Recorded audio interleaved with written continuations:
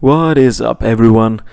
I hope you had a great day yesterday, and especially I hope you didn't miss my upload yesterday. I know I promised to upload a video daily, but unfortunately I was quite busy, and so I had to make this video from yesterday today, and I hope to make two videos tomorrow so I can catch up with my plan to upload daily till Christmas.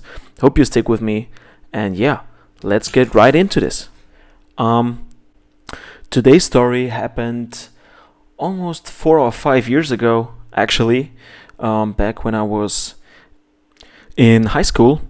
And I'm not sure if I told you this, but my high school was like approximately an hour drive away from my home, which sucks if you don't have a car or if there is no public transport. So I stood there in the boarding house, which was great after the first few years. But this story happened back in the days when I felt pretty comfortable there. Everything was fine. I had a lot of friends there. I still talk to them to this very day. And this particular story happened on a Tuesday. Um, and as you already guessed from the title, it involves me and my friends and two cops.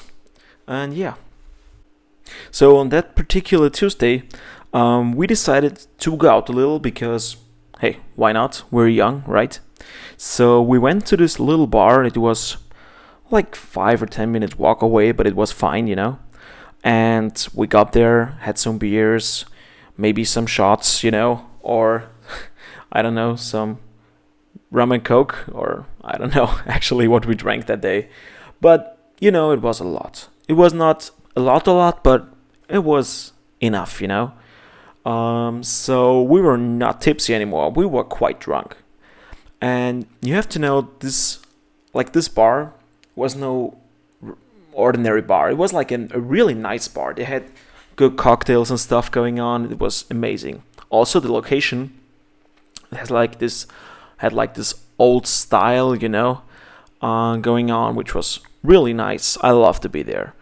Actually, I should go there maybe like the next week or so. I should think about that. But in front of their bar, they had like this advertisement.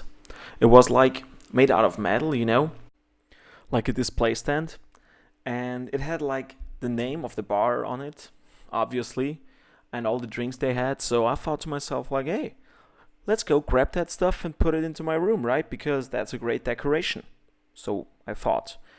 And we made our way back to the boarding house. And after like 2 or 3 minutes, I saw flashing lights behind me. And I thought to myself, what the hell is going on? Maybe it's the paramedics, or I don't know. But when I turned around, I saw that there was a cop car standing in the middle of the street. The flashing light on. And I immediately knew that I was fucked. So I turned around, was looking for my friends, and what did they do? They ran away. I was in the middle of the street, holding this display stand in my arms. The cops were getting out of the car, my friends were running away. And the only thing I thought about was, should I run away or should I stay? And so I thought, if I'm not the fastest runner, if I'm going to run away and they catch me, I'm going to be in fucking huge trouble.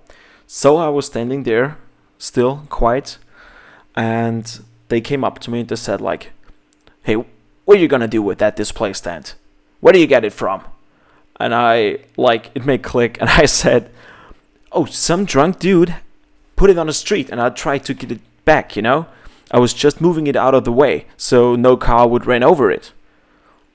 And he looked at me and said, boy, there's the name on the display stand. We know that you came from the other direction. You took it, didn't you? I said, well, maybe I wasn't looking right. Maybe I thought it's another bar. And he came up to me really close and he screamed to me. He said like, we're going to get you arrested. We can keep you for the whole night. That is no problem. We're going to call your parents. What do you want to do? And I was like, okay, I'm really sorry. I'm really sorry. Give me 5 minutes and I'm going to get it back, right?